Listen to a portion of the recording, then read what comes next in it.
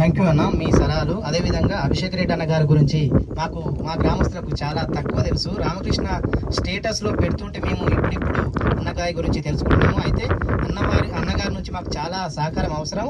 మేము ఆ సహకారం కోసం ఎప్పుడు రెడీగా ఉంటాము. అయితే ఇప్పుడు ఈ ఏపీఎల్ సీజన్ 5 సంబంధించి ట్రోఫీని ఆవిష్కరించడానికి అభిషేక్ రెడ్డి అన్న గారిని, అదేవిధంగా రాచాల వెంకటేశ్వర అన్న గారిని, బాలశివుడు అన్న గారిని వేదిక మీదకి వచ్చి ట్రోఫీని ఆవిష్కరించవలసిందిగా కోరుతున్నాం.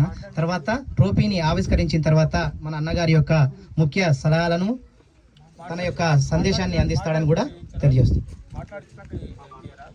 ఓకే అన్న మీ అంగీకారం మేరకే ఇప్పుడు మన అభిషేక్ రెడ్డి అన్న గారి యొక్క సలహాలను ఇవ్వాల్సిందిగా మనం ప్రత్యేకంగా కోరుతున్నాం అన్న.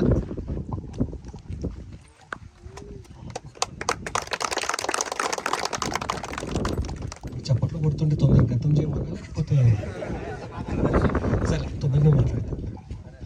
ఏపీఎల్ సీజన్ 5 వచ్చినటువంటి అన్నగారు రాచల వెంకటేశ్వర గారు నాకు అత్యంత సన్నిహితులు. నాకు ఎప్పుడు సలహాలు సూచనలు ఇచ్చి నన్ను కరెక్ట్ దారిలో పెట్టి ఎల్లప్పుడూ నందివనపర్తి ఆచారం మండలిని ఎట్లా డెవలప్ చేయాలి, ఎట్లా ఏందనేది ఒక రాష్ట్ర నాయకుడు అయినా కానీ ప్రతి ఒక్కరిని కూడా పేరు పెట్టి పలకరించే అంత మంచి వ్యక్తి. అంతకంటే ఇంకా ఎక్కువ ఎంత చెప్పినా తక్కువ. వాస్తవానికి నా గురించి ఇంట్రడ్యూస్ చేసినందుకు చాలా థ్యాంక్స్ అన్న.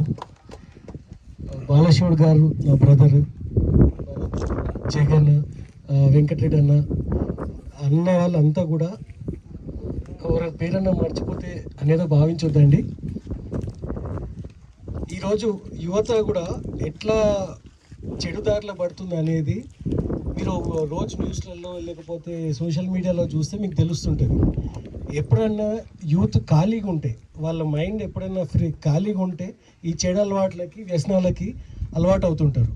ఆ ఖాళీగా ఉండకుండా ఏదైనా చదువు మీదనో లేకపోతే ఇట్లాంటి ఆటల మీదనో క్రీడల మీదనో మీరు కూడా ధ్యాస పెడితే మీకు ఉల్లాసంగా ఉంటుంది, ఉత్సాహంగా ఉంటుంది, మీ మైండ్ అనేది కూడా షార్ప్ ఉంటుంది.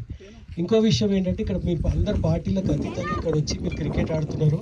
మళ్ళీ ఇదే అనుబంధాన్ని కూడా మీరు మళ్ళీ ఇంటికి వెళ్ళిన తర్వాత కూడా కొనసాగించాలి. ఇంకోటి ఇప్పుడు ఒక నెక్స్ట్ టైం కొంచెం గ్రౌండ్ పెద్దది పెట్టేసేయండి, టీంలు కూడా ఎక్కువవుతున్నాయి. రోడ్ అంటే గుర్తొచ్చింది, ఇందాక వచ్చినప్పుడు కూడా నాకు రోడ్డు సరిగా లేదు అన్న నా దృష్టికి తీసుకొచ్చారు. నేను కూడా అది మాట్లాడతా. బస్సు ఇప్పుడు నందివనపర్తి దాకా ఉంది కదా, ఇంతకుముందు ఏ టైంకి ఉండే? 4:30కి లాస్ట్ బస్సు ఉండేనా? Okay okay. ఫస్ట్ రోడ్డు మంచిగా అయితే మీ ఊరు బాగుపడుతుంది, మీ ఊరు బాగుపడితే అన్నీ మంచిగా అవుతాయి.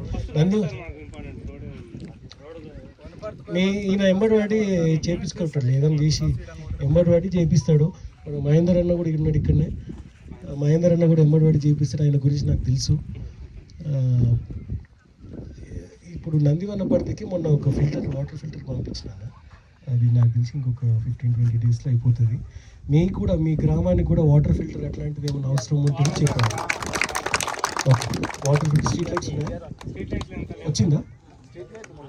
ఓకే ఓకే, నేను వేరే దగ్గర ఓకే, అవి వచ్చినాయి కదా, అవన్నీ మీరే దగ్గర నుండి పెట్టించారు కదా. ఓకే, మల్రెడ్డి రంగారెడ్డి అంటే అభివృద్ధి అంటే మల్రెడ్డి రంగారెడ్డి. అసలు ఇప్పటికీ కాన్స్టిట్యున్సీలో ఇన్ని సమస్యలు ఉన్న ఊరు ఏదైనా ఉందంటే నేనే ఆశ్చర్యపోతున్నాను. ఈ పార్టీకి ఎప్పుడు డెవలప్ కావాల్సింది.